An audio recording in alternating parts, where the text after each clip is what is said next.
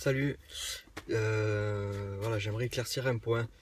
C'est que souvent, dans, parmi les évolutionnistes, enfin parmi cette théorie, on, on prend comme preuve, enfin comme preuve, il n'y a pas de preuve, hein, c'est qu'une théorie, enfin comme argument, les espèces en voie de, les espèces qui, qui, qui évoluent, soi-disant.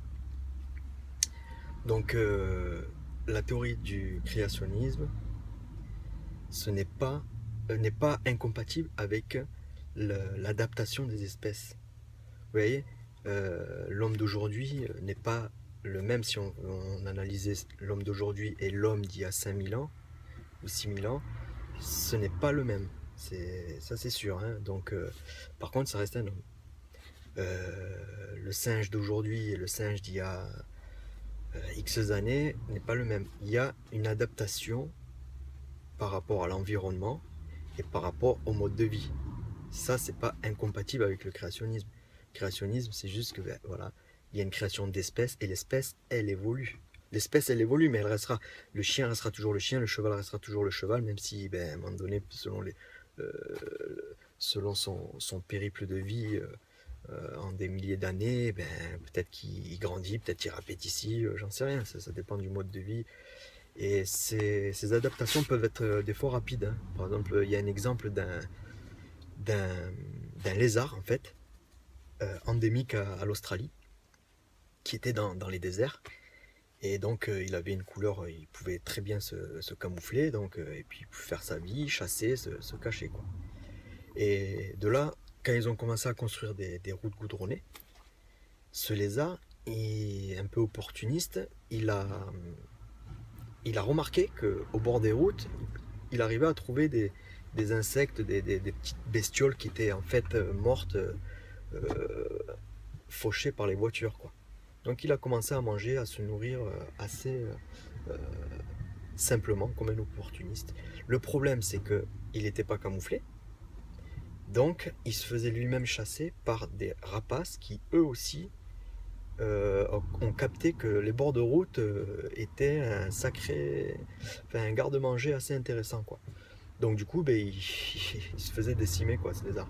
Et ben en quelques décennies, je crois une décennie, je ne veux pas me tromper, mais disons en quelques décennies, ce lézard qui a voulu rester à manger sur les routes parce que la nourriture était plus facile à trouver, a changé de couleur. Voilà, et son camouflage a changé. Et bien sûr, c'est pas un caméléon qui change de couleur, c'est un lézard qui ne change pas de couleur. Il s'est adapté à son environnement. Il est devenu un peu une couleur de goudron. Voilà. Du coup, il arrive à se camoufler sur le goudron et il se fait pas bouffer par les rapaces. Et son espèce donc perdure. Voilà, il y a aussi un papillon dans une forêt, une certaine forêt. Alors là, je peux me tromper, mais bon, tout ça, c'est trouvable sur internet. Ce papillon, en fait, il était dans les forêts et je crois qu'il y a eu une usine qui a commencé à travailler et donc à faire une espèce de poussière. Donc ce papillon, il était quand même assez camouflé par rapport quand il se mettait sur un arbre. Mais comme les arbres, en fait, euh, il y avait une couche de poussière, et ben quand il se mettait sur ces arbres, il était visible et il se faisait bouffer. Quoi. Ben, lui aussi, en quelques temps, enfin en peu de temps, il a changé de couleur pour devenir, pour prendre la couleur de cette poussière et pour mieux se camoufler. Quoi. Donc tout ça, c'est pas des preuves de l'évolution, c'est de l'adaptation. L'espèce s'adapte à son environnement. Et ben, c'est une forme d'évolution, si on veut. Hein. Il y a une évolution dans l'espèce. Ça, c'est pas un problème. Il y a une évolution dans l'espèce. Mais ce n'est en rien une preuve comme quoi la vie est arrivée par hasard, que ça a fait une petite protéine, qui elle a fait une espèce de machin vivant, qui était dans l'eau, qui a fait un truc. À un moment donné, ben, il s'est dit tiens, hop, on sort, pour voir qu'est-ce qui se passe dehors. Du coup, à force de sortir, ça a créé des poumons. Pour après des pattes aussi qui se seraient développées au fur et à mesure, avec bien sûr des millions d'années, parce que les millions d'années, ça règle beaucoup de problèmes. Hein. Et le hasard et les millions d'années, c'est super ça. Dès qu'il y a un problème, on met des millions d'années, du hasard, et c'est super.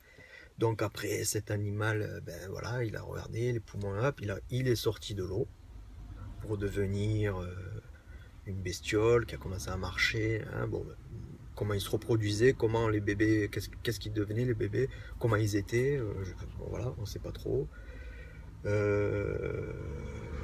Pour arriver, ben, le singe, tout ça, etc., etc., jusqu'à l'homme. Bon, il faut une sacrée dose de foi pour accepter une théorie comme ça, hein, sans vouloir. Je veux pas non plus être méprisant et être. Enfin, prendre au second degré cette théorie. Hein. Moi, je respecte ceux qui y croient, il n'y a pas de souci là-dedans. C'est juste qu'il faut aussi respecter ceux qui sont créationnistes et ne pas trop les prendre pour des imbéciles parce que ça tient la route, nous aussi, le créationnisme, ça tient vraiment la route.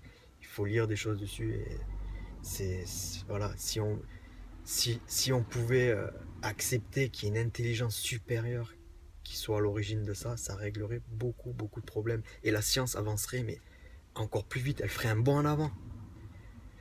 Bon, c'est pas le cas. Voilà. Merci encore d'avoir écouté. À bientôt. Bye bye.